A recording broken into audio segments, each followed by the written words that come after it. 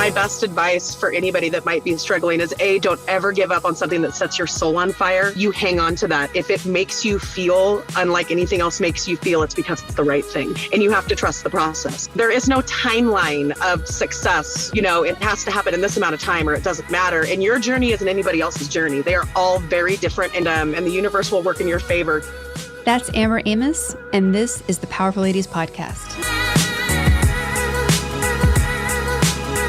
Hey guys, I'm your host, Cara Duffy, and this is the Powerful Ladies Podcast, where I invite my favorite humans, the awesome, the up to something, and the extraordinary to come and share their story. These are people that inspire me and remind me that everything is possible. I hope that you will be left entertained, inspired, and moved to take action towards living your most powerful life. Amber Amos is the owner and chef of Westside Taco. Her carnitas tacos took second place at the LA Weekly Tacolandia, and Westside Tacos was voted third best restaurant in Bend, just months after opening up shop in Oregon, and they're not even located in Bend. When not creating ridiculously delicious tacos such as the blueberry brisket taco. Exactly, I know what you're thinking. How is that possible? It's delicious. She's a great mom of 2 boys, and she's spending as much time as possible outside with them in Central Oregon's beautiful nature.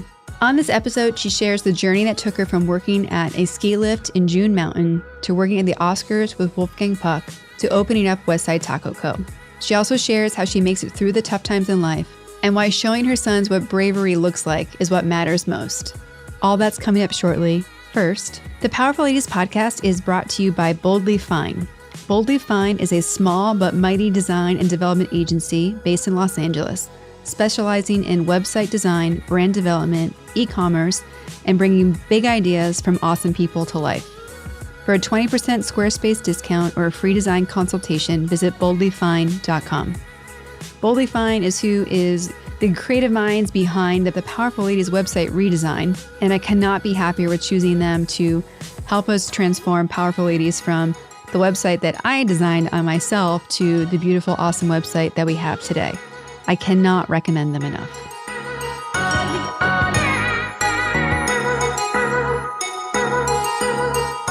All right, I'm ready. Yes. Okay. We're rolling. We're good. All right. Well, thank you, Amber, for joining us on the Powerful Ladies Podcast. For all of you listening, I have met Amber through my boyfriend, Jesse, they grew up together, and I've known you now for like 5 years, I think. One of the most powerful ladies that I know, full of energy, full of love, and I'm so excited for all of you listening to get to know her today. So welcome, Amber. Thank you so much for having me. Hey, everybody. So Amber, how about you start and tell us about yourself? What would you like to know?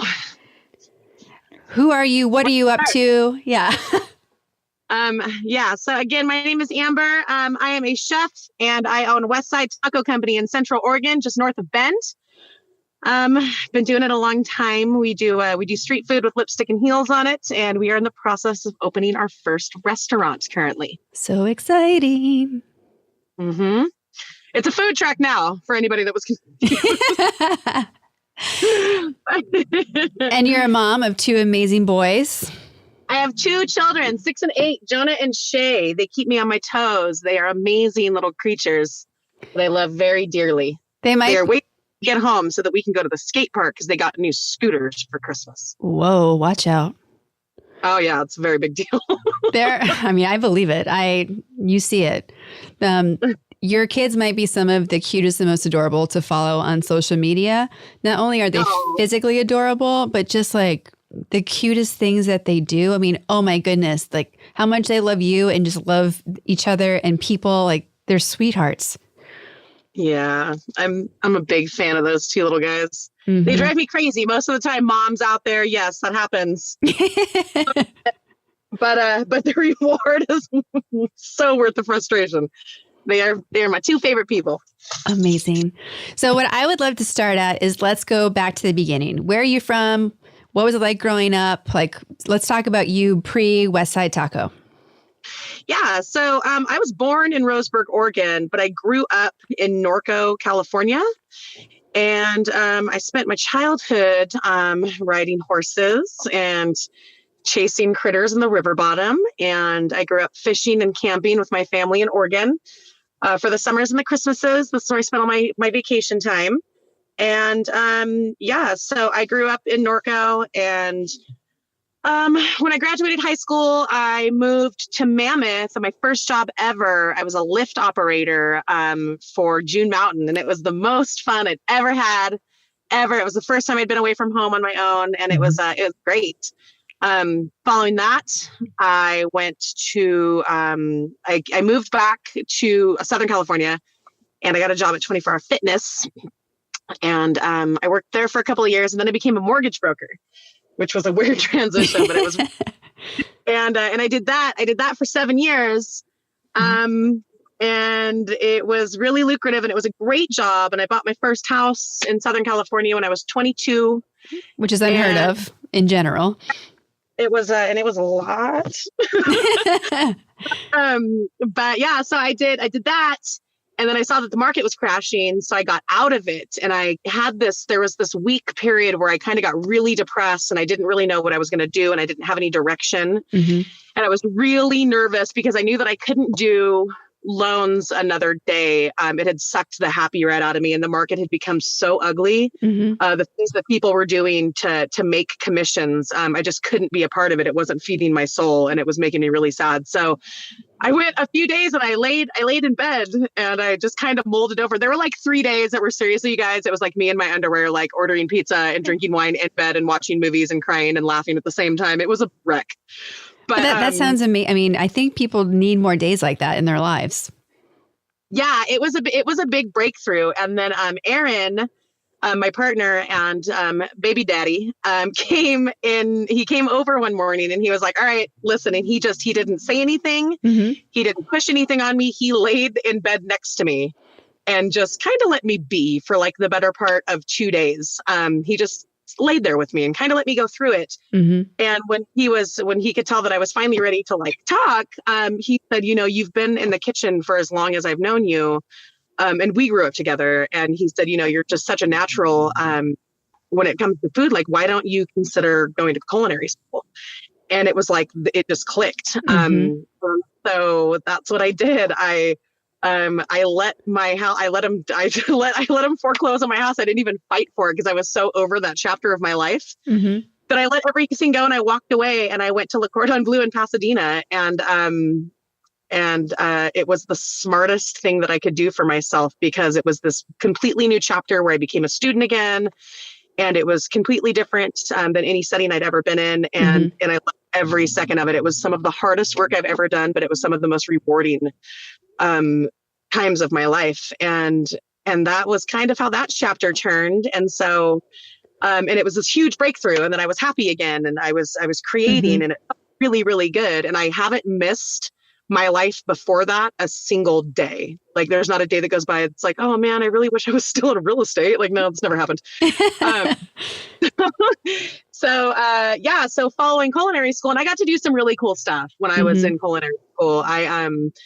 I worked alongside Wolfgang Puck often. And I remember there was a time where I forgot my knives, and he was kind enough to let me use his, which I thought for sure was going to be like career suicide. It was at the Oscars. It was like the scariest. I was like, oh shit, not now. But he was really, really cool about it. And I worked with some really amazing people that really helped form me and let me find my culinary voice.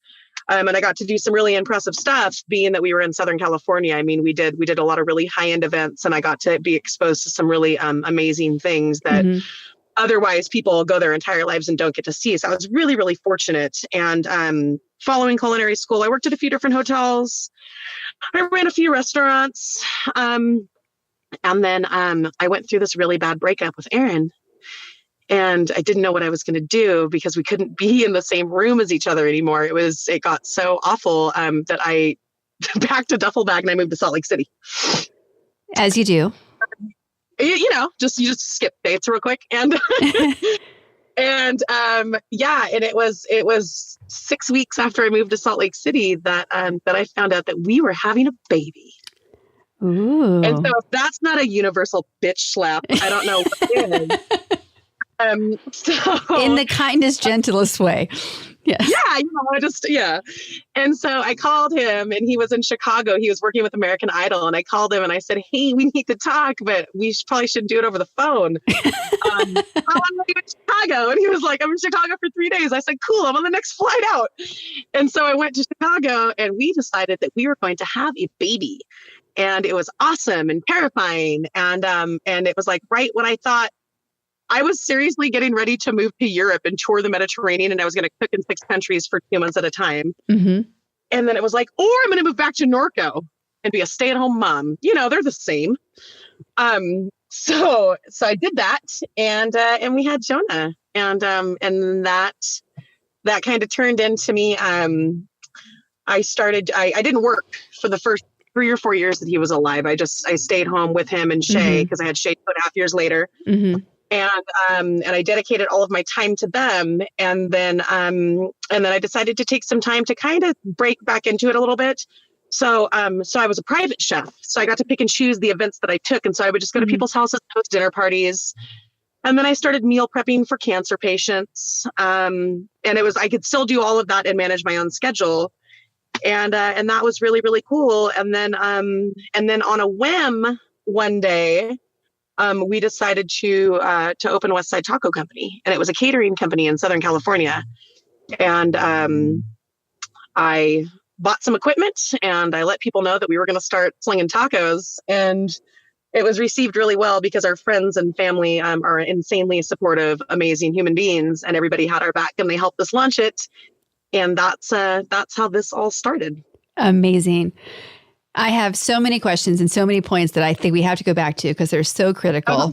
So how old were you when you decided to go to Le Cordon Bleu in Pasadena? 26. 26. And from 26 to starting Westside Taco Company, what was that? How many years went by in that time frame? Westside Taco Company we started Westside Taco Company in 2014. So for anyone who's on their personal journey right now and they realize what they're meant to do, like you realize through the help of Aaron and 3 days of Netflix and movies and eating in bed, that food was like your thing. So for anyone who's realized what their thing is and they're frustrated that they're not at their moment yet, like there's time, right? There's all this time between like realizing what your thing is and getting to a place where it fulfills you and works for you, and like it keeps evolving, right? You've had so many stages of what you and food together are. Yeah, it's, my best advice for anybody that might be struggling is don't ever give up on something that sets your soul on fire, ever. Mm-hmm. You hang on to that. If it makes you feel unlike anything else makes you feel, it's because it's the right thing. And you have to trust the process. Mm-hmm. And there is no timeline of success or, it has to happen in this amount of time or it doesn't matter. And your journey isn't anybody else's journey. They are all very different and unique, and they're tailored for you. And the universe will work in your favor to make sure that it happens exactly when it's supposed to. So if you feel like it's taking longer than it should, you need to trust that it's part of the process and it will come. Yeah. Yeah. Amazing. So you had some really exciting initial work opportunities between working with Wolfgang, between getting to work at the Oscars. How did you go from being in school to suddenly being in all of these high profile situations and with these high profile chefs? I worked really hard when I was in culinary school. And because Le Cordon Bleu was kind of like the Harvard of cooking schools on the West Coast, we were exposed to have opportunities, like apprentice opportunities like that. And I took every single thing that they would let me do because I wanted to dive in as deep as I could. Mm-hmm. And I worked really hard. When I was in culinary school, I didn't turn anything down. If it was available for a one-time event, I was there. Mm-hmm. I was living in Chino and I was going to school in Pasadena and I was bartending in Uptown Whittier. So I was in my car on average 6 hours a day and I was going to school 40 hours a week and I was bartending full time. So on average, I was getting like 3 hours of sleep a night. And on the days where my body probably just really needed some downtime, I was taking events like that. I was taking anything I could because I wanted to get as much experience as I could because it went by so fast. Yeah. How did you sustain yourself living like on that schedule? Because I think, one of the things that I admire so much about you, and there's so many, but one of them is that there is no doubt in anyone's mind that you work your ass off. Like you are a hustler in like the best definition of that word, because you're so committed and you believe so much in it. And, you know, for better or worse, you're like, no, we're doing it. I got this. Let's go. Like, you know how to like hustle and fight and push through things. So when you're living on 3 hours of sleep and you're working 40 hours a week and you're in the car 6 hours and you're bartending, like, what do you do to physically and mentally sustain that? Or is your process just step on the gas until there's no more gas and you'll figure it out then? It is absolutely my approach. It's to a fault too. People are like, girl, do you ever dial it down? And yeah, like sometimes that's what happens. Sometimes you just run out of gas. And I knew when I was in culinary school, first of all, I was younger, so my body could take it, right? Like I wasn't, I'm 40 now. I don't think I'd probably be able to keep going like that anymore. But I mean, and it was just the adrenaline of knowing that there was an end game. It wasn't for forever. It was just for right now. Yeah. Like this isn't how the rest of my life looks, but right now, this is what it's going to take to make this great. And so it was knowing that there was something bigger at the end of it. That was able to push through a ton of caffeine helped. Oh my God. So much caffeine. Then there were days where I'd be getting off on Fair Oaks to go to school, and I would pull up to a stoplight and I'd have a car next to me honking because I had fallen asleep behind the wheel, which was super dangerous. Like my body was trying to shut down, but you do what you have to do to make it. It was a sprint, and at the end of it, none of it was for naught. Yeah, for sure. I think that there's a book. Jordan, you have to Google this one too. She's not just my audio engineer, but my Googling sidekick, which I really appreciate.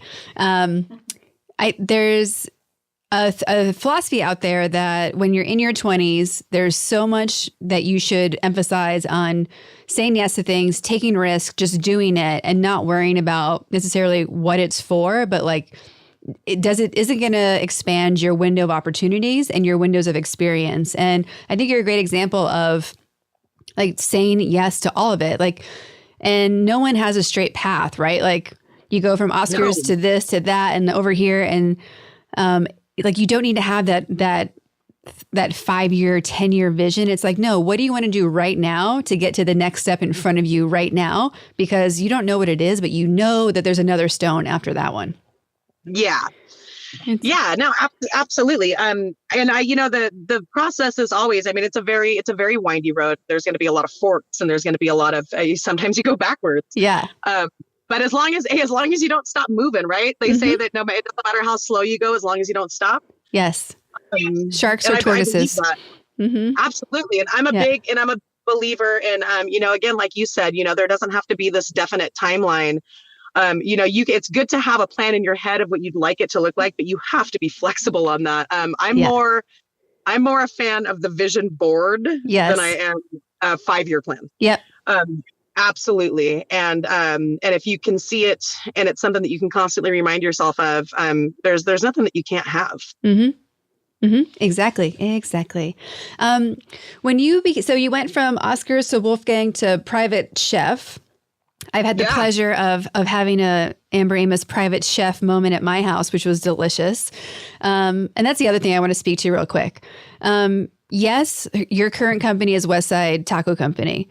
And whoever's listening and thinking like, oh, I know what tacos are like. No, you don't. You do not know what tacos are like until you've had Westside Tacos, because you put the most ridiculous, beautiful, delicious combinations together. You're like, I never thought that should be in a taco, or ever thought that it could be. And now I can't live my life without this in my taco. So like, how did you go about approaching something that people think they know and completely reinventing it and blowing people's minds? So, about the risk thing, like they just, the reason, it goes back to like the saying yes to everything. You miss all the shots you don't take. Yeah. At the end of the day, hey, dude, not everything's going to work, but you keep throwing stuff out there. And I like to do things like sometimes I'll go on a vacation and I'll have something that'll be like, damn, like the other day or not the other day, but a few months ago when we threw the Thai curry chicken taco on the menu, right. It was because I wanted Thai food really bad and I couldn't leave. Yeah.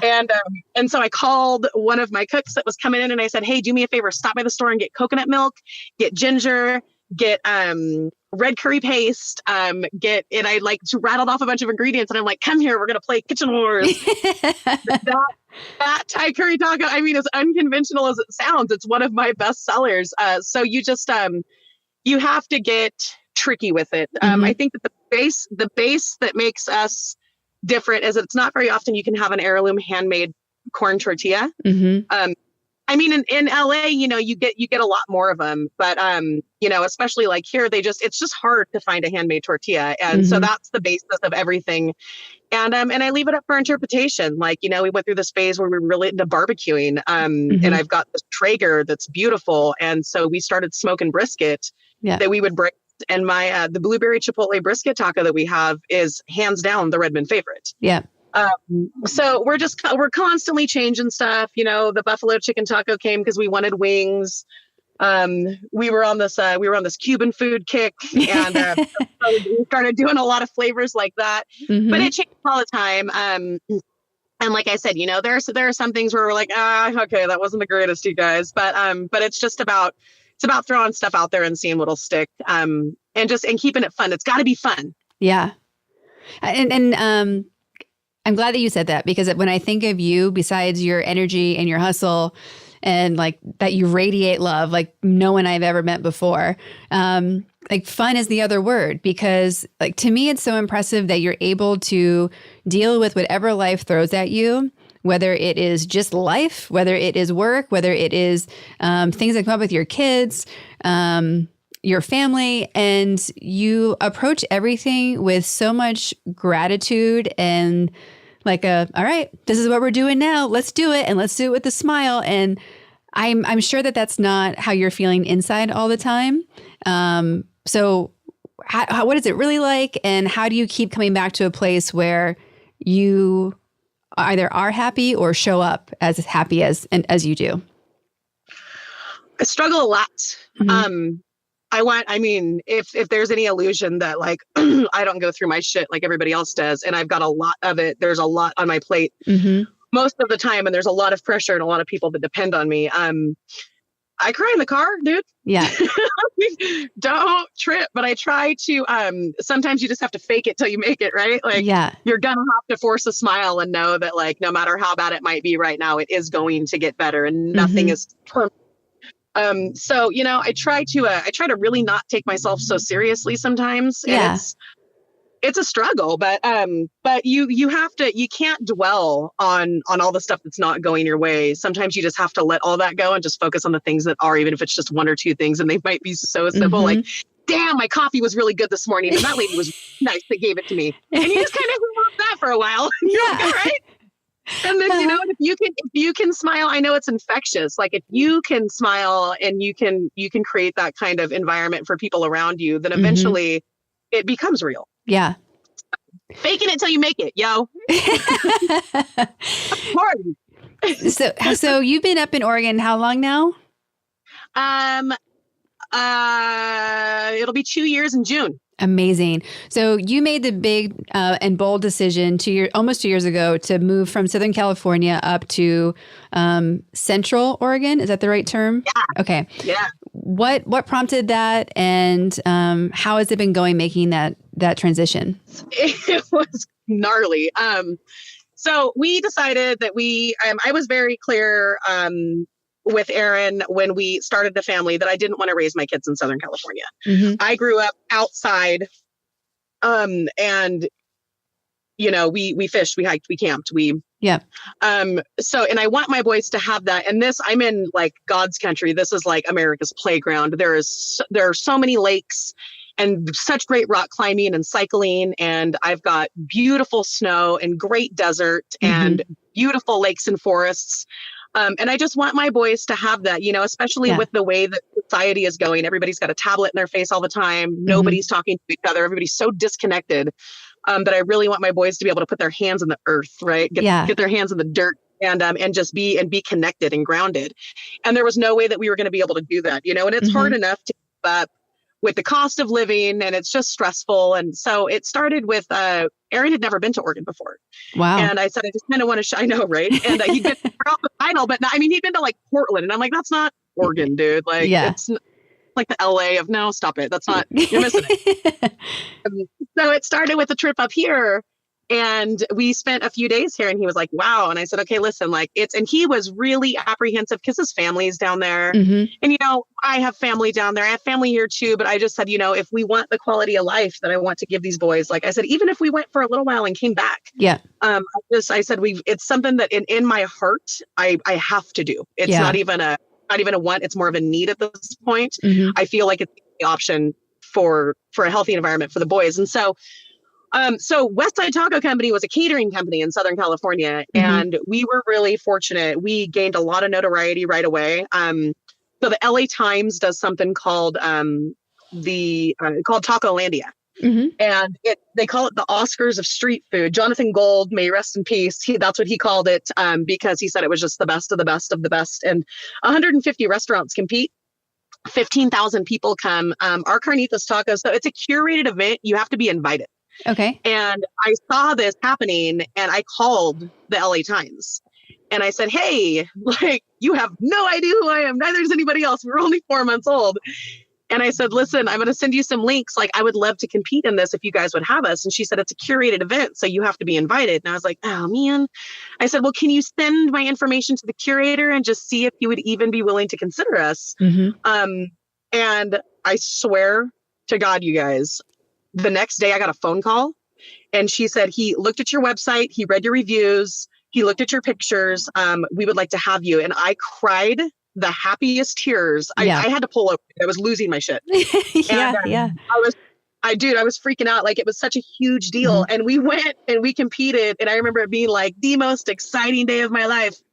And our Carnitas Taco took second place in the People's Choice category out of all of those restaurants. And it was huge. That's amazing. Yeah, it felt like such a huge win. We were so excited and it was so much fun. And there were so many people there. And I got to see a lot of chefs I went to culinary school with. And some of them were like food reporters and some were competing. And it was just really cool to be there. I had a couple culinary instructors that were there competing and it was rad. And anyway, so that turned into it kind of opened up some doors for us. And then they wrote they did a couple of really nice write-ups. I did a couple of cooking segments on some morning news channels, just kind of opened up the door to some exposure. And then we got a call from Showtime. And they had heard through word of mouth that we were doing something special, and they invited us to cater the TCA Awards. The Television Critics Association Awards. And so it's all the big networks. It's a huge red carpet event. And I got a call from this lady named Ina that I'd never met before. And she said, we heard that you guys know what you're doing. If you'd like to come in for an interview, I need you to come in and feed my staff. And if we think that you're good enough, we'll ask you to come. And so I was like, time and place. She's like, tomorrow. I was like, oh, shit. All right. No pressure. So sweaty and nervous, and we got the job, and it was great. And so that just we never spent a penny on marketing. It was all word of mouth, and pretty soon, like kind of from Jump Street, we were booked out weeks in advance, and then that turned into months in advance. And so when we decided to move to Oregon, like we had a crazy celebrity clientele. Like I did some of the, like we've done some really big names. And so we had gained all this momentum that we worked so hard to have. And when we decided to move to Oregon, we walked away from it. And people were like, you're insane. Who does that? You worked so hard to build this. But I felt like if I could do that market, I could do it anywhere. So here's what went down. So I came up here and I was scouting property and I didn't know what we were going to do. First, I wasn't even going to be West Side Taco Company. I was going to open a breakfast restaurant. And then I was like, God, but tacos, man, because they're my favorite thing. And so I looked at all this stuff and I met with the guy from the city and his name's Chuck and he's from Los Feliz and he's got 2 boys and he moved here to get away from LA. And I was like, oh my God, did we just become best friends? And he's really cool. And so I was looking at all these places and then I figured, okay, food carts and food trucks here are a really big deal. Yeah. And it's the cheapest, most cost-effective way from A to B. And so I said, maybe I'll just open a food cart. He goes, dude, there's this new tap house that's going to open on 6th Street right downtown in Redmond. And this guy named Steve Anderson owns it. It's Cobalt Brewing. He's going to call it the Vault Tap House. He's looking for food. He hasn't even broke ground yet. I want to hook you guys up. And so I met this guy and we hit it off right away. Him and his wife, Heather, they're great people. And he was like, dude, we would totally love to have you. And so he invited me to be his food at his tap house before he ever had the food. And like, we kind of locked it in. He said, just based on what I've read online, like you're in. And I was like, cool. So he said, okay, we're going to shoot to open in September. And I was like, okay, I'll start gearing up. Right. And so I had told Aaron, okay, I'm going to go up there. I'm going to build a food.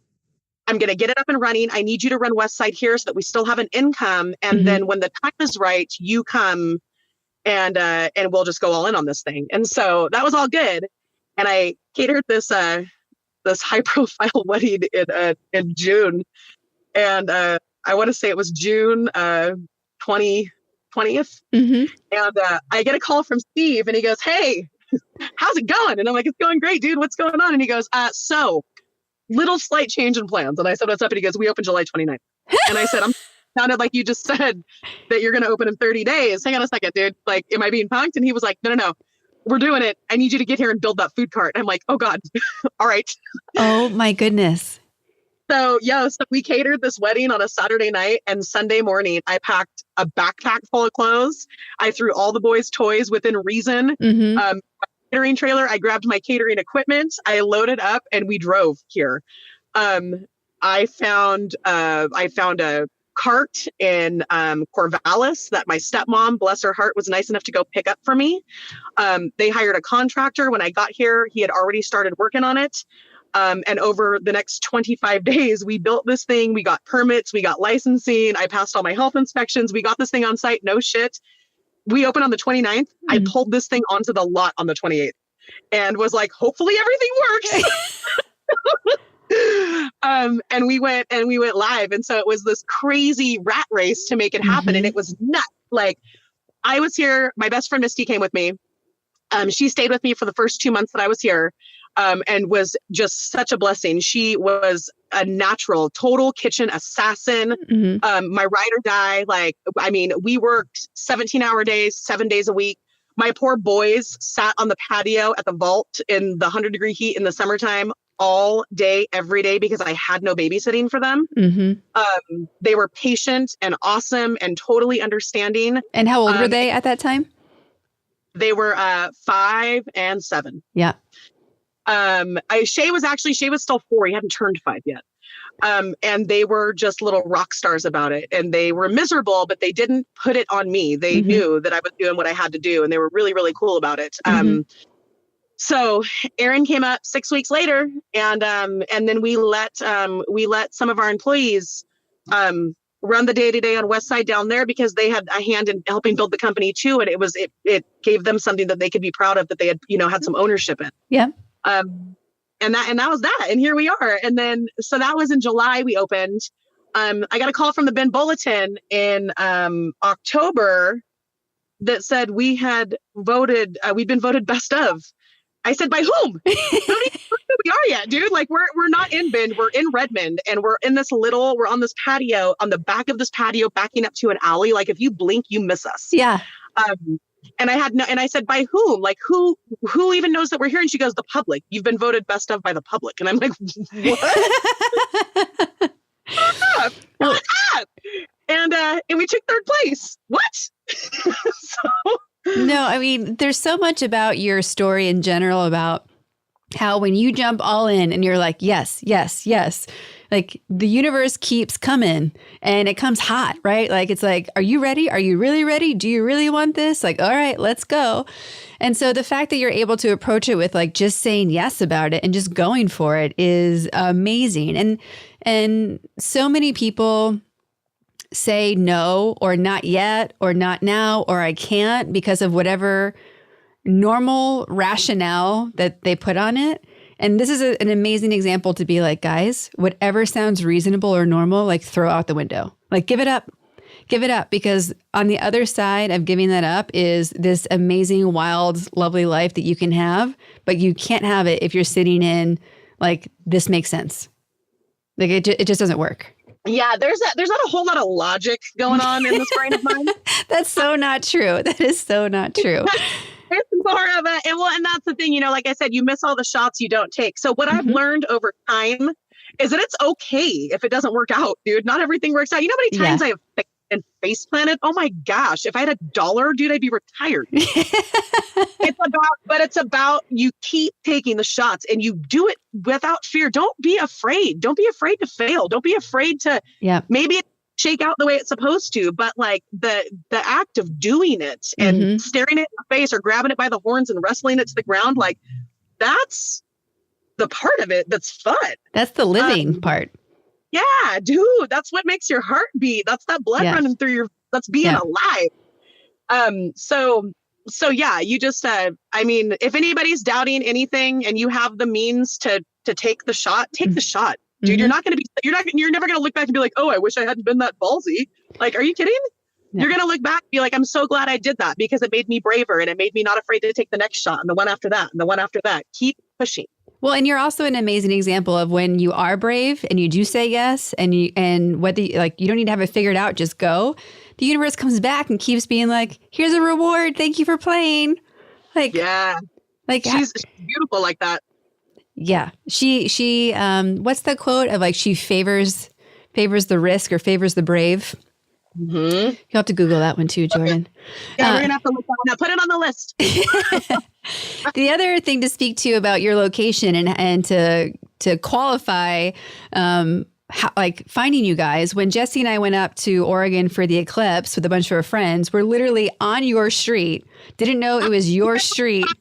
Down for me. 5 doors down. We walked right past where your the truck was. We're calling you like, I think we're in your town. And you're like, yep. We're GPSing. I'm like, no fucking way. And you just walked in the door. Like you walked in the door where we were having dinner, having a shitty taco. I won't say where. And then we were like, yeah, you guys were 5 doors down from me having tacos. I almost died laughing. Yeah. So we left and then went and ate more tacos at your place because we were like, oh my God, yes, if we can have one, we're having one. It's like, once you have a West Side taco, like every other taco after is like, oh. Like, it's like, I don't know. Do I want to have like the best night of my life or do I want to sit at home and read? And granted, I love reading. So that for me is like very exciting, but that's the comparison for most people. Or I could go sit at the DMV.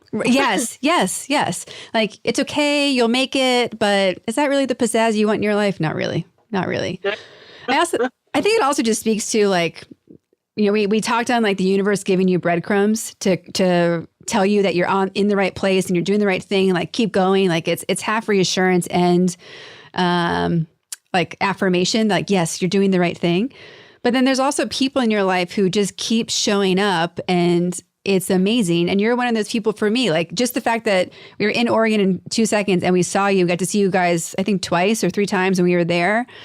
So happy. Yeah, it's just so nice when the universe is like, yes, you guys have things for each other. Stick together. You're like, yes, I will. Yeah, exactly. One of the things that I'm most happy about since you've made the transition to Oregon is seeing how much time you and your boys are spending outside and doing those things you went there for. Like you are still running 1,000,000 miles an hour. And I think like me, there's just certain people that there's like 2 speeds. It's like in bed eating, or it's like racing so fast you can't see anyone. And like to see you posting on Instagram and on Facebook, and it's like you're having an entire day, like a day that you are outside with the boys, just like amazed at how beautiful it is. And I don't ever remember seeing that pop up when you guys were down here. No, it is so, hey, my stepmom's here. Speaking of it, got up the wind, got my trailer. Oh, hey, girl, hey. Hi, mama. Hey, I'm in the middle of an interview. I'm so sorry. Okay. Hi, I'm in the middle of a podcast interview. Oh, say hi. Hi. I just came by to say hi, sweetie. I love you. I'm going to get out and hug you while I talk. This is Powerful Ladies attracting more powerful ladies. It's perfect. I love it. She owns Osteo Strong in Bend. It's a bone density charging clinic, and she is a master at what she does. Whoa. That is a serious job she's got right there. Pretty big deal. That's funny. I wish I was recording that entire thing visually. That'd be amazing. And we're back. Yes. What was I saying? 2 speeds fast. Oh,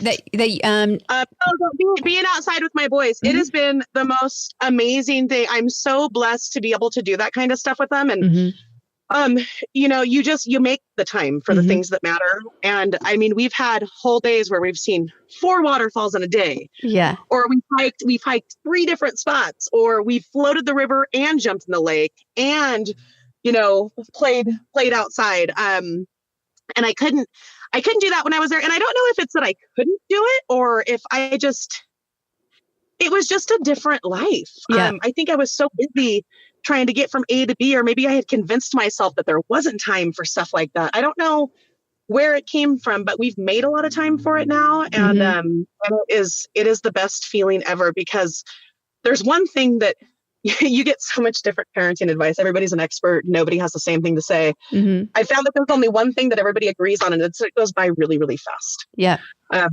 So it has been such a huge blessing to be able to play outdoors with them. I taught them how to fish last summer, and it was rad. That's so awesome. Yeah. They're going to learn how to snowboard this week. I'm going to take them up. And I'm going to teach them, and I'm super excited. So one of the other big things that made you go up to Oregon was so that you could have the work-life balance you wanted, and not have all the financial pressure that you had down here. Correct? Yeah. So yes, absolutely. I know that for a lot of people who are thinking about taking the leap from, what would be considered safe work, right? Like either a corporate career or a regular 9-to-5 or working for somebody else, when you are debating taking the risk of doing your own thing and not knowing if any money is ever going to show up, it prevents a lot of people from doing what they have to do. And I think that's like the first step of bravery for you, right? Like the fact that you actually just were like, we're doing it because we can. But then to also be brave and say, I know we can make this work, and we can make it work better when we make a choice that allows the money to go farther, like to make it stretch so that every hour isn't required to have basic survival. Right. Yeah. I mean, what I didn't do was I didn't worry myself into submission, or I didn't let money be the reason that it talked me out of it. Mm-hmm. I figured, hey, if this thing tanks, I can always go sell cars, or I'll go get a job at a restaurant, or I'll bartend and I'll, work, an office job, or I'll do whatever it takes. Mm-hmm. I wasn't going to let that prevent me from taking the leap. Yeah. And we're really blessed because this community is so insanely supportive. We have been welcomed with open arms. And it was funny when I first moved here, I had a couple of people telling me, you better get rid of those California plates, girl. They're going to hate you.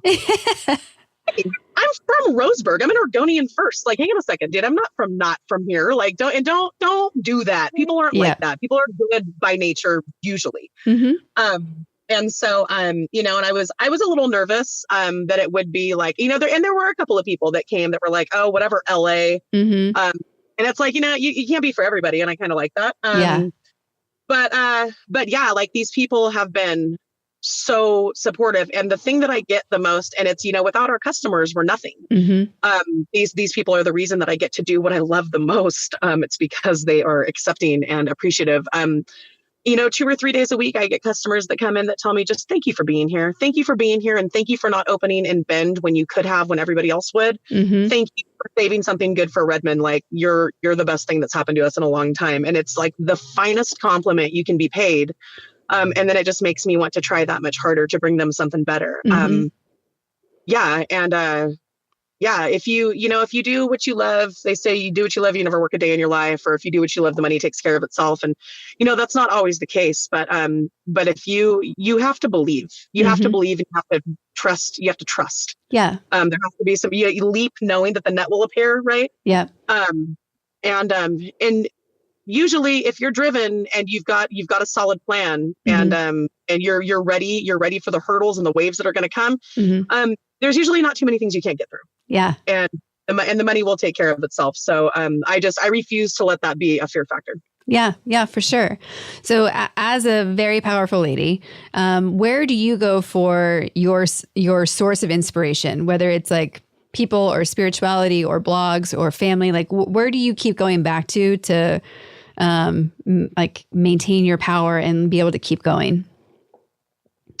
My boys really are the driving force behind a lot of things that I do. It's for them. Mm-hmm. I want to set an example that they don't have to be afraid of anything, that they can do anything. Yeah. And so I have to lead by example. It was funny. We went to Blue Pool, which is this beautiful place that locals will probably kill me for saying this because it's like, we won't tell you where it is. Yeah. And I forgot what it was called, even though I just said it's this one of the most beautiful places I've ever been in my life. And this water is crystal clear and it's 30 something feet deep and you can see right to the bottom. It is aqua. I'll text you a picture of it. It is the most insane place. And so people will jump in it and the water's freezing. It is freezing cold. And it's this gnarly, it's a 4-mile hike in. And then there are these crazy rock switchbacks that you have to climb over to get down to the water. And it's a wicked hike. And my boys take it like champs, man. Like, they're like, hell no, that's too far. So, or like just climbing over these huge rocks and traversing this crazy terrain that's really slippery. They're like, no, dude, I'll see you. I'll stay here. So we went a few times and Jonah really wanted to jump in. Yeah. And when we got there, he got stage fright and he was like, I can't. I said, no, you can though. That's the thing. Like, you just have to do it. It's the first one's going to be the hardest and then it's going to get easier and easier. And so, the last time that we went was over summer. And, but it was like at the end of summer, like it had already started getting cold. And I was in jeans and a tank top and some Birkenstocks. And we got down there and he was like, Mom, I really want to jump in. And I saw it as an opportunity to show him how to be brave and to not let, I said, you're supposed to be scared. That's the part. It's not about being scared. It's about being scared, but letting the bravery outweigh the fear. And so, he was like, jump in, Mom. You've been served. Yeah. Touche. And I did in jeans. And it was crazy. I've never experienced anything colder in my life. So it sucked the oxygen right out of my lungs and I couldn't breathe. Oh yeah. And so I'm like egg beater, right? Like I'm kicking, stay afloat. And he's like, Mom, are you okay? And she's like, Mom, are you okay? And I'm like, never better.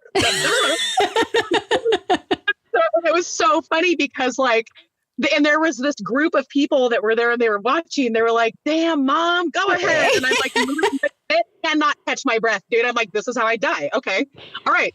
Hey, way to be cool. But it was, I knew that I had to lead by example. And so I got out and I survived. And it was like the coldest hike back because my jeans were freezing and whatever. Oh, yeah. I'm just worried about friction at that point. I'm like, whoo, rashes. Right. And so, but at that point, in that very moment, I was a superhero to them. Yeah. And it was like, damn, Mom's a badass. And so like, it's funny too, because when Jonah talks about it, sometimes you'd be like, whatever, dude, my mom jumped into Blue Pool. Like, don't go there. It's terrible. So anyway, it's stuff like that, you know. They're really, really big inspirations. I turn to the powerful women in my life, like you and my mom and my aunt and my sister. And I've got these women around me that are such spiritual gangsters, that remind me and they show me I'm constantly learning from other people. And it's people like you that remind me that, that there's so much inspiration and there's so much to be grateful for. And yeah, man, I read.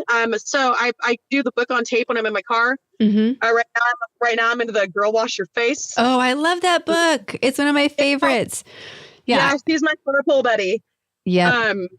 And it's, you know, you need to understand. And like, you know, there are times where like, I feel defeated. Like I can't, when like these last few weeks, have been a test. And it seems like every single thing in my life that can go wrong lately has. And I felt like I was going to have a nervous breakdown more than once. You know, I almost had one this morning, to be honest, before I got here when you guys called me, and I was like, okay, I'll be right there. Hold on, putting out fires. Yeah. We've had a lot of, there's been a lot of death and tragedy and stress and a lot of things have been falling apart. And on the days that I feel like I can't push on, I, I stop and I think about all the other powerful women in my life. And I remind myself that everybody has their shit. You can't control the things that happen to you, but you can control how you react to those things. Mm-hmm. And so I've been trying to exercise my right to breathe deep and know that, again, it's not for forever. It's just for right now. Yeah. So I take it, and it's amazing what children can teach you. Like, you know, I learn so much from them every day, and it's just stuff like that keeps me going. Yeah. And I think like one of the most powerful things that you can do for yourself is to give yourself grace. Like, to give yourself, like, it's okay to feel whatever you're feeling. It's okay for it to feel like today is the worst day you've ever had. Like, that's okay. Like, it's not about the, it's being authentic that's going to actually allow you to get through all of the stuff versus pretending it's not happening.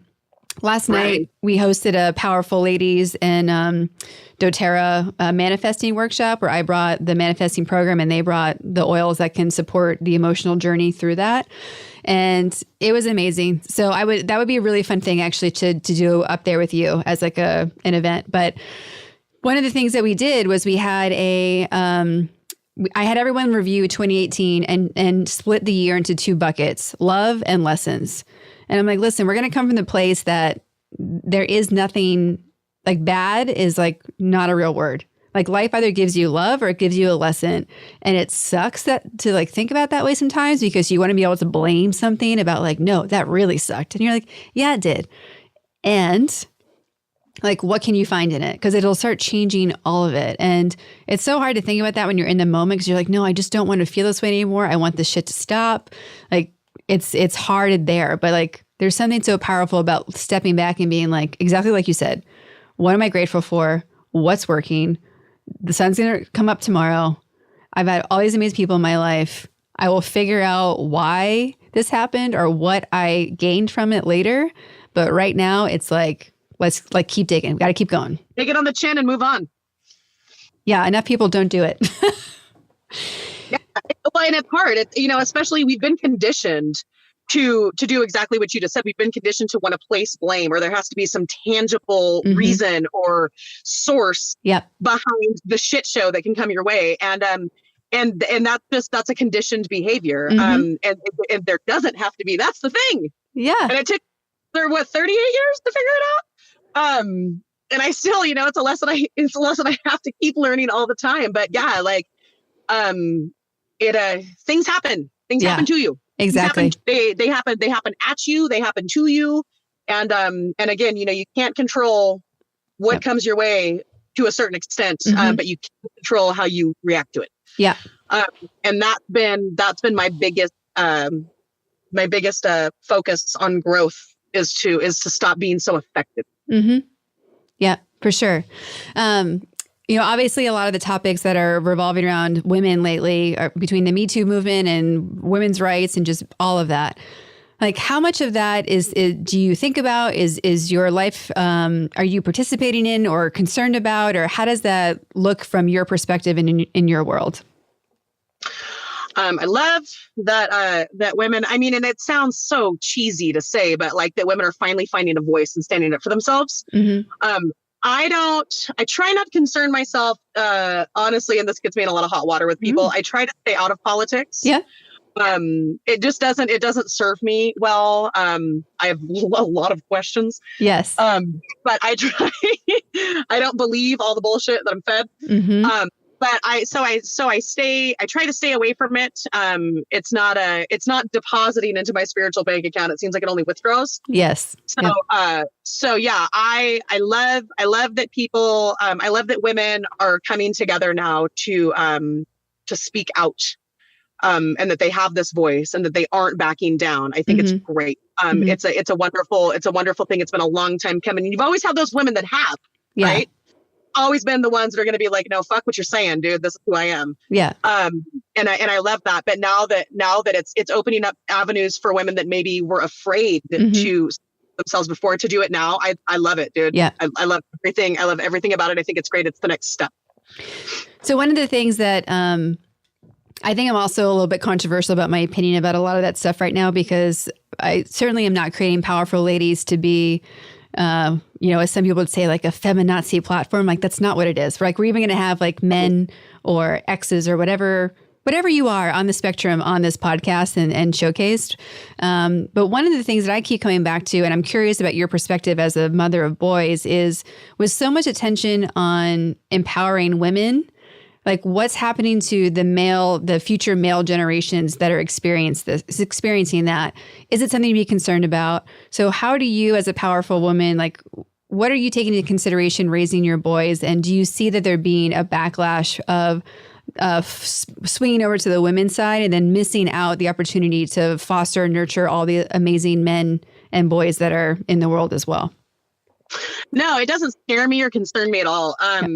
My boys are strong and capable, and they know what's real, they know what's not. Mm-hmm. And they are competent, and they are loving, and they are well-rounded human beings. So whatever threat that may pose to somebody else, it's not going to affect them. Perfect. I don't think that it has to be a threat. And I don't think there has to be like one side loses something because the other side's gaining something. And and for people to start to focus on that kind of divide, that's that shit right there. Mm-hmm. That's the problem. Yep. We can just all grow, right? We can grow and everybody wins. That's the thing. Totally agree. So I need everybody to stop. Maybe just put the pen down and stop taking score so much. Yeah. Like the score should be like, are you okay? I'm okay. Awesome. We're winning. Hey, look at us. We're all okay. High five. Yeah. More of that. No, but I don't know if that's a concern. It's not one that's ever crossed my mind. Amazing. Good for you. So what's next for Westside Taco, and what's next for you? Brick and mortar. Woo! I submitted all my restaurant plans to the city. They're probably a disaster. They'll have questions.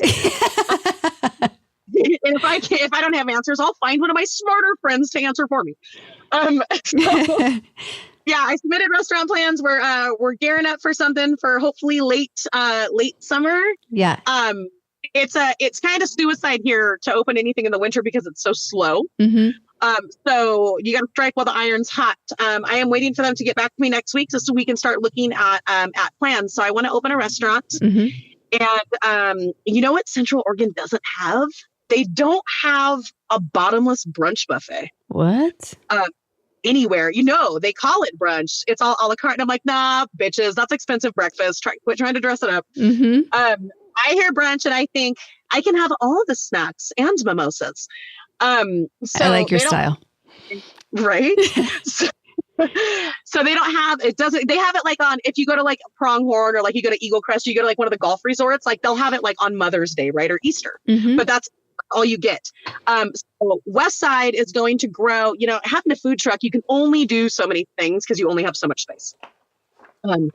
And I want to really flare out the menu. I want big seafood dishes. I want big appetizers. I want really sexy desserts. Everything. I work with my local farmers. Everything changes seasonally based on what's good and local. Mm-hmm. So much stuff that I want to share. I go through these stages where I feel really stagnant. Like I get so sick. That's why the tacos change. And then you'll see some crazy funky stuff on the menu, right? Because I get so bored. I'm like, I can't do it another day. And so I'll just throw something wild on the menu and be like, hey, if it works, it works. If it doesn't, that's okay too. Mm-hmm. Most of the stuff works, which is good. So I really want to be able to showcase these local ingredients in such a beautiful and refined way, but something that's not pretentious. Yep. Really approachable, still relatable, and not arrogant at all. And then on the weekends, I really want to take all of my flavors, chilies mm-hmm. and honey and salts and cheeses. And I want to take all those South American and Latin flavors, and I want to be able to transform them into dishes that we know and love, that we grew up on, that will just kind of turn them on their heads. And so brunch is big. And a craft cocktail menu with all local produce is on that list too. And if I can make that happen, I win. Well, you've definitely made me exceptionally hungry now. So I mean, I think the words that put me over the edge were like honey, salt, and like whatever else you said after that. I was like, Chilies. Yes, chilies and cheeses, like all of it together. Like, yes, thank you. All the things. We can have all things. So yeah, I want to open a restaurant. We'll still keep food trucks. In an ideal world, what I want to do, it would be nice to have multiple locations, right? And to be this brand and be this huge thing. But it can't come at the expense of the quality or the care. So, if we can make one restaurant happen, and we can pour all of our hearts and souls into it, that is my dream come true. Just something where we can have, everybody has more because of it, where we can share. And then we'll keep the food trucks, and we'll keep catering. And we'll keep continuing. The more that we have, the more that we can do for the community. We do a lot of homeless outreach stuff and a lot of community outreach stuff. And I want to be able to expand on that. And my first rules of order are that we're never going to have coffee that costs more than $1 ever. 25-cent coffee sounds really good. Free coffee sounds good. Yeah. And no matter who comes in, whether they have money or don't have money, nobody walks away hungry. Yeah. So I want everybody to know that if they don't have anywhere else to go, that they can come to us and they can stay warm and full. Where does your passion for helping the community and helping people that may be homeless or not have enough money to have a meal, where does that come from? I grew up really poor, really, really poor. We were homeless once.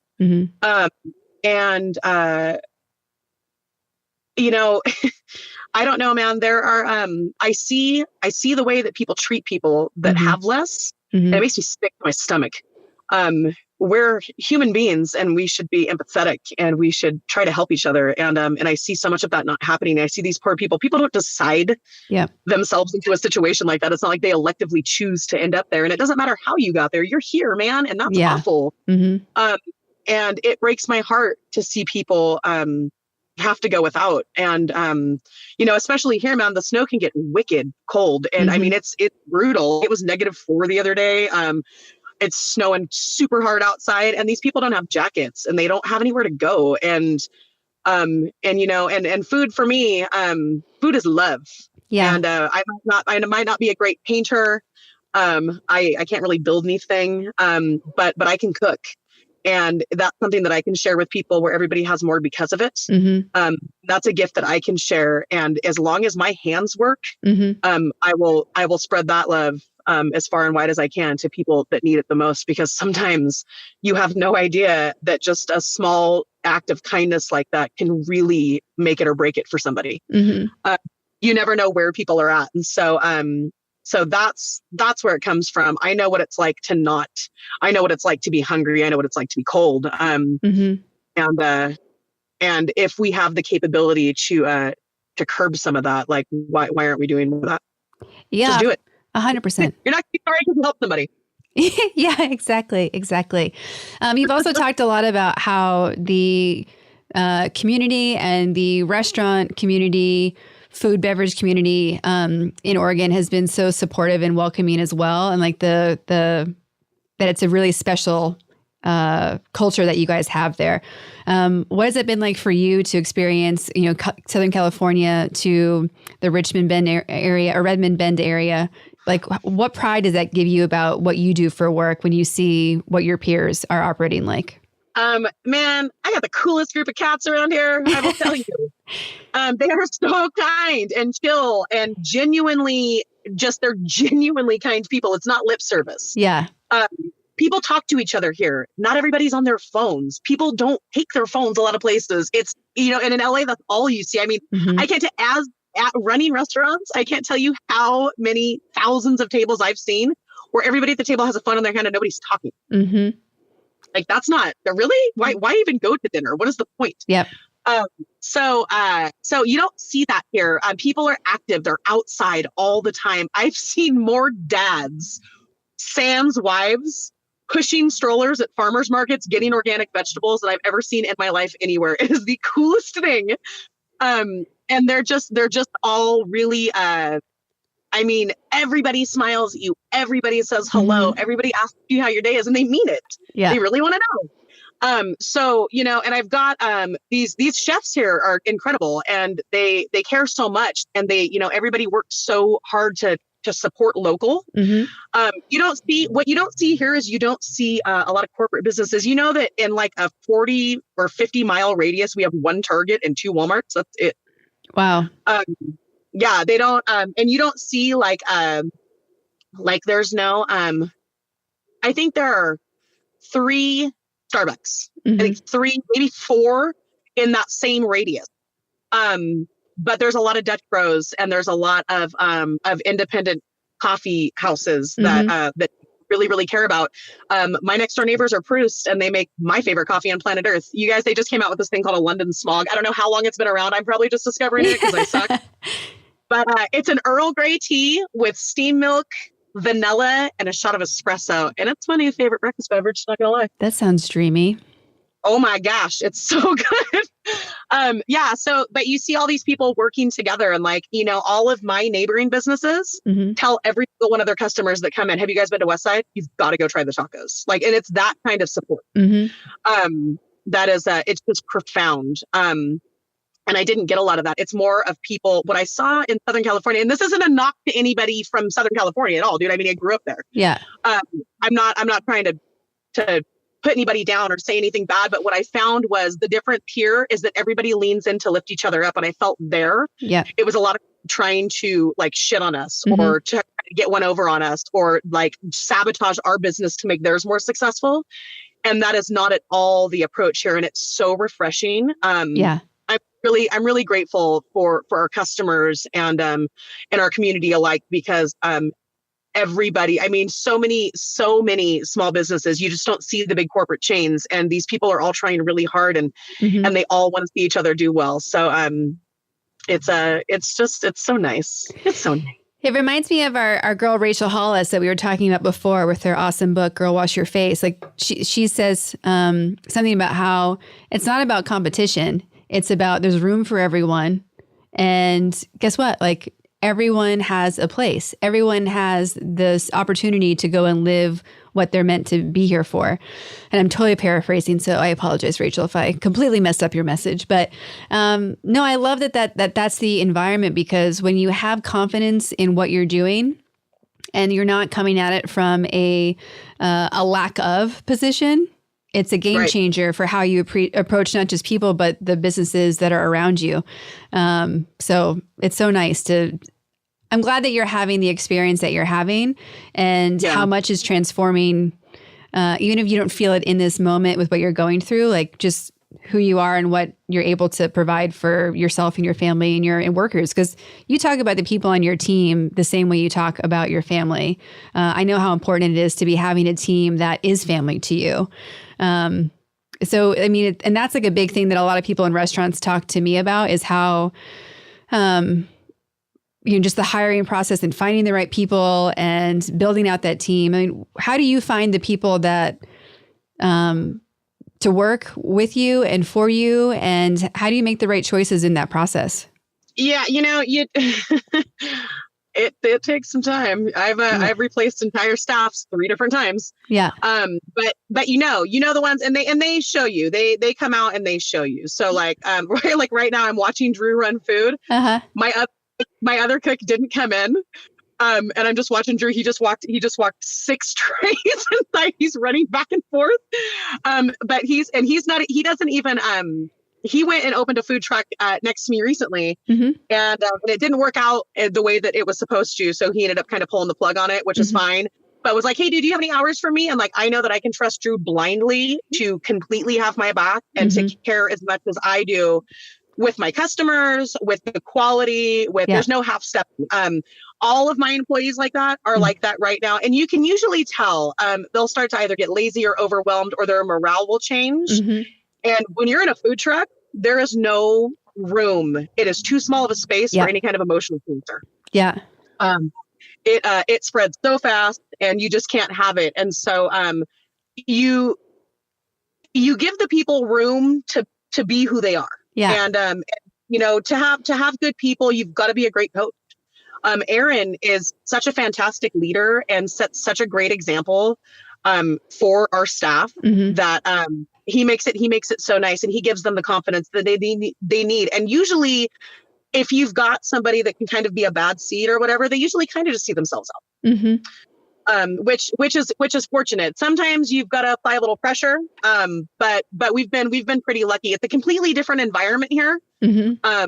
There's not that crazy cutthroat hustle where everybody's like super hard and has to go fast and needs to take something from somebody else to get what they deserve, or it's not like I was saying about how the like the community's so rad here. You know, I'm constantly being compared to 3 other Mexican restaurants in Central Oregon.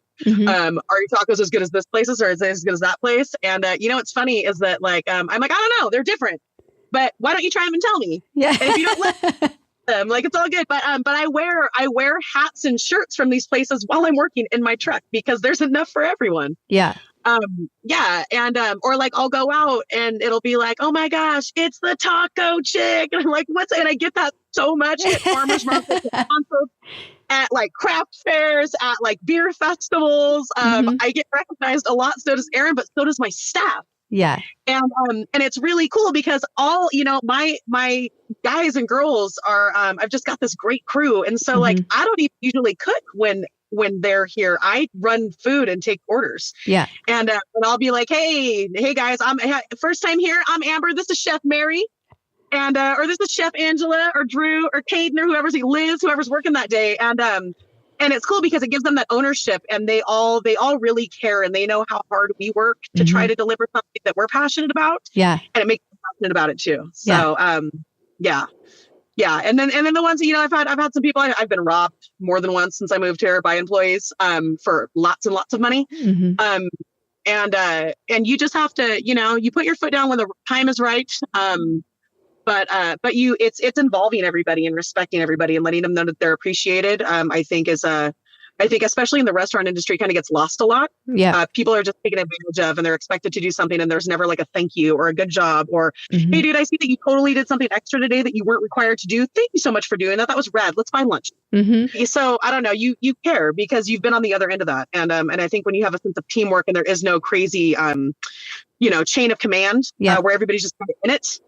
It really kind of lightens that up, and it makes people appreciate what they're doing a little bit more. Amazing. What I would love to know for myself, selfishly, is what are you up to this year besides opening the restaurant? What are you doing for yourself? Like, what's on your vision board for the year? So I think I'm going to take piano lessons. Ooh, that's been on my list for years, and I haven't put it on my vision board yet. Obviously, it hasn't happened. Okay. I want to do that. I want to take piano lessons. I'm going to start rock climbing with Jonah because Jonah's a crazy talented rock climber. And I feel like such a loser when I take him to Bend Rock Gym because I can't climb because I don't know how. Yeah. So I'm going to start rock climbing with Jonah. So I'm going to try to make it happen as soon as possible. I want to write a children's book. That'd be amazing. That revolves around local organic food and farming and teaches the kids, because so many kids, you'd be amazed at how many kids can't identify vegetables. Because everything's processed. Yep. So that where I could tie in, you know, like life lessons and kindness, and if I could tie that into some sort of storyline and character where it all revolves around like farming and local stuff, where it kind of take it back to the old school a little bit. Well, when you're ready to take that on, I have an amazing illustrator, also a powerful lady who I think would be perfect for it. Like really great, like kid-oriented illustrator. I mean, her work's amazing, but like instantly she popped in my head. So I'll have to connect you guys. Yeah, I'm a terrible artist, like real bad. So I need somebody to bring all that to life for me. Yeah. Amazing. Yeah. Amazing. One of the things that we love to ask our guests is where you feel you're at today or on an average day on the scale of human to powerful lady. If human is a 1, powerful lady is a 10, where would you put yourself today? Where do you shoot for every day? And what's reality? Ideally, you want to be at a 10, right? I think that's the goal. It's not realistic, but it sounds great on paper. I think I have her somewhere between on a day to day, like on a day like today. I'm probably at a 4. Yeah. Yesterday, I was at an 8. Awesome. But you know what? Today's early. It's 1:28. I can guarantee you this, by 3:00, I'm going to be back at an 8. For sure. I mean, plus you've just like checked the box for a Powerful Lady podcast session. So that push you up a few points for sure. Feeling pretty unstoppable right about now, not going to lie. Good. Awesome. Well, this has been amazing. You are such a powerhouse. I love and respect you so much. Thank you for being on my list of inspirational women. I really look forward to us offline planning some time to come up because I love being up there. I love visiting with you guys. The more good juju I can get from that location and you guys and to give it back would be amazing.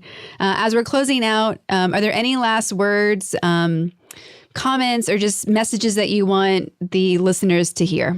I love you. Thank you for having me. You guys, I don't know, take anything away from today. Be brave. Take the shots. Believe in yourself. And the rest of that, the rest of it falls into place. Don't be afraid.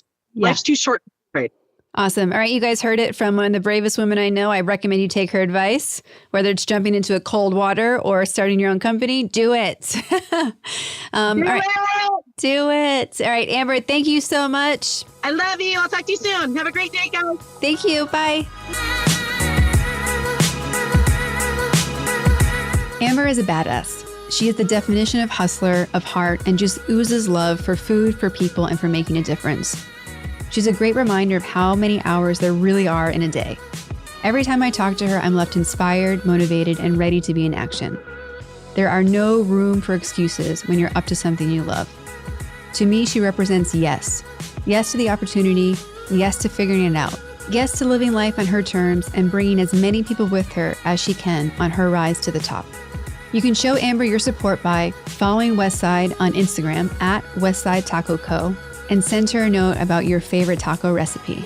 Head over to the Westside Taco Co. truck location at Cobalt Brewing to try a delicious taco for yourself.